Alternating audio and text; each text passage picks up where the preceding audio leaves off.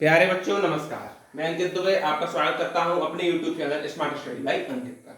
आज से हम यूपी ट्रिपल पैट के लिए संविधान टॉपिक स्टार्ट करना है, जिसमें हम संविधान के बारे में पूरा डिस्कस करेंगे। तो जो भी साथी नए हैं वो चैनल को सब्सक्राइब कर लें। पहले देखते हैं संविधान क्या होता है। तो आप बोलेंगे ऐसे लिखित दस्तावेज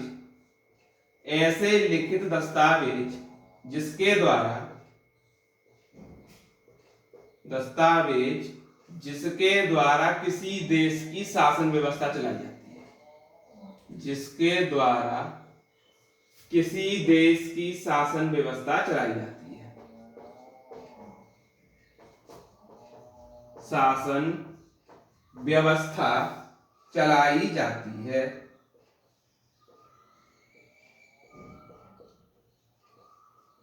इसमें नियम कायदे कानून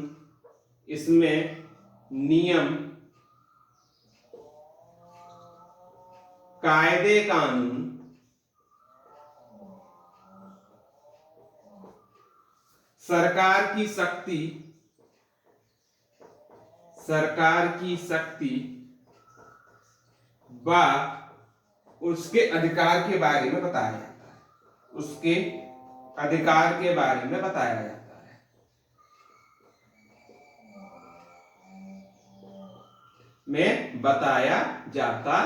है। ये आप लोग बता देंगे कि संविधान क्या है। यानी किसी देश की बात करें, जैसे भारत का संविधान है तो भारत की शासन व्यवस्था, अमेरिका का है तो अमेरिका की शासन व्यवस्था के बारे में। अब बात करते हैं संविधान सभा की बात करें तो याद रखेंगे इसका विचार सबसे पहले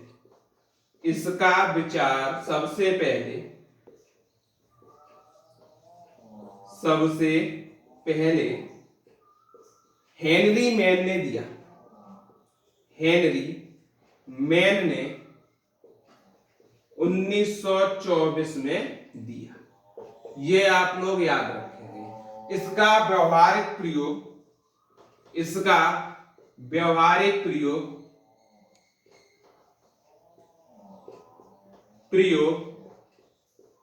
फ्रांस और अमेरिका ने किया।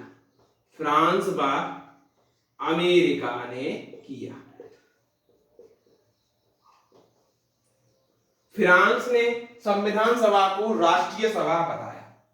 ये भी बताएंगे, फ्रांस ने संविधान सभा को क्या बताया? संविधान सभा को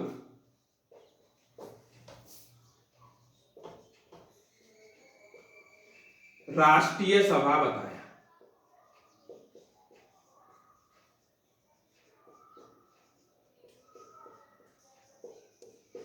सबसे छोटा लिखित संविधान की बात करें तो अमेरिका का है। सबसे छोटा लिखित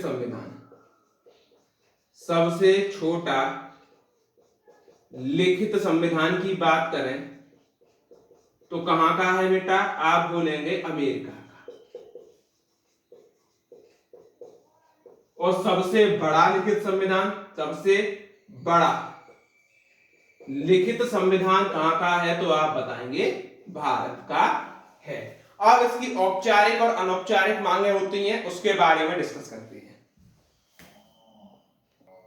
देखिए, औपचारिक मांग की हम बात करते हैं। किसकी बात करते हैं? औपचारिक मांग की। पहला पॉइंट क्या बात है? सन 1895 की। 1895 में जो हमारे बाल गंगाधर तिलक थे, उन्होंने स्वराज बिल के माध्यम से इसकी औपचारिक मांग की। किसकी? संविधान सभा की। आगे 1918 में क्या होता है कि कांग्रेस का जो 33वां अधिवेशन दिल्ली में हुआ, उसमें संविधान सभा की मांग को की गई थी। आगे 1919 का एक्ट आता है, जिसमें क्या कहा गया कि भारत का जो संविधान है वो ब्रिटिश संसद बनाएगी। ये लिखा है। आगे है 1924 की बात करें कि भारत का संविधान भारतीयों की इच्छा अनुसार होगा, जिसमें पूर्ण अभिव्यक्ति भारतीयों की ही होगी। ये कौन कह रहे हैं? तो आप बोलेंगे महात्मा गांधी जी कह रहे हैं। तो भारत का संविधान भारतीयों के इच्छा अनुसार होगा, जिसमें पूर्ण अभिव्यक्ति भारतीयों की होगी। और 1927 में मोतीलाल नेहरू जी ने नेहरू रिपोर्ट के माध्यम से संविधान सभा की औपचारिक मांग की थी। ये रही औपचारिक मांग। जो अलग अलग सन में अलग अलग लोगों के द्वारा की गई थी। अब अनौपचारिक मांग क्या है इसके बारे में बात करते हैं। इससे पहले हमने अनौपचारिक मांग के बारे में बताया था, यानी पहला जो था वो अनौपचारिक मांग थी, वहां औपचारिक लिख दिया था लेकिन वो क्या थी, अनौपचारिक मांग थी। अब औपचारिक मांग बात करें तो 1934 में एमएन रॉय ने की, जेल में थे, जेल से कहते हैं कि हमें औपचारिक संविधान सभा चाहिए। 1934 की बात करें, स्वराज पार्टी के माध्यम से वयस्क मताधिकार के आधार पर की जाती है, स्वराज पार्टी ने की। और 1935 में क्या होता है कि कांग्रेस की जो कार्यकारिणी समिति है इसने संविधान सभा की मांग की। 1937 में जवाहरलाल नेहरू ने वयस्क मताधिकार के आधार पर संविधान सभा की मांग की। अब आता है 1940, इसमें क्या होता है, अगस्त प्रस्ताव। अगस्त प्रस्ताव कब आता है तो पूरा डेट याद रखोगे तो 8 अगस्त 1940 को आता है। इसमें मांग स्वीकार कर ली गई, मांग स्वीकार कर ली गई, स्वीकार की गई। अगस्त प्रस्ताव लाया कौन था तो आप याद रखेंगे लॉर्ड लिनलिथगो के, लॉर्ड लिनलिथगो वायसराय, ये लेके आ रहे हैं अगस्त प्रस्ताव को, जिसमें संविधान सभा की औपचारिक मांग बताई गई है, ठीक है। और फिर क्या होता है, 1950 में संविधान सभा भंग हो जाती है, संविधान सभा भंग हो गई, संविधान सभा भंग।